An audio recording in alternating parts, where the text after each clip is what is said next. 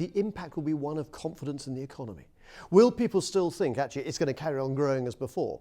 The economy is still going to be there. Nothing's going to change the day after. But they will notice if actually there are going to be changes in terms of the amount of money being spent, the amount of investment coming through, and whether the government is actually taking actions to encourage further development. The good news about a Remain result in this would actually mean that it continues what's there before, so the confidence can continue. However, the Remain people have to be really clear that merely winning that particular vote does not actually solve the problem. What they then have to do is say, right, we've now decided to stay in, now we're actually getting on the front foot for real change and dynamic change within the EU. If it is left as a status quo, then frankly all it's going to do is build up greater frustration, and you'll not actually get any of the benefits of having won that vote. It's been fascinating over the past few months to see the difference in the corporate and the smaller company view.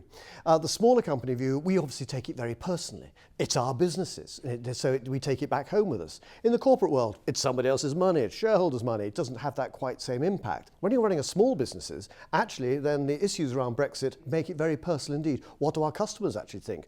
What do our suppliers actually think? And can we actually then grow and develop our businesses? So quite rightly, small businesses tend to have a much sharper view. Is it good or bad for me, rather than corporates who almost tend to sit on the fence and rather say, well, we'll go with the flow. No, small businesses need sharper decisions than that, so we tend to have clearer views as to what's going to work. When you're looking at confidence, the first indicator you're going to see is the amount of expenditure beginning to come through, because what you'll see is people starting cutting back on that expenditure.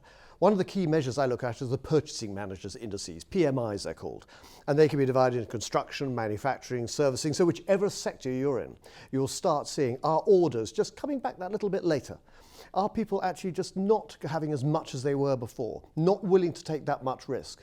Because if you are in a confident mood, you'll be willing to take a little bit more risk. And we've seen that over the past 2 or 3 years as confidence has grown. Unfortunately, it's a bit like a balloon. It takes a long time to blow up, but it's really easily dissipated. So watch those indicators very carefully indeed. And if we do see it coming through, sadly, we will end up reflecting that as well, and we'll end up doing the same to our own business partners.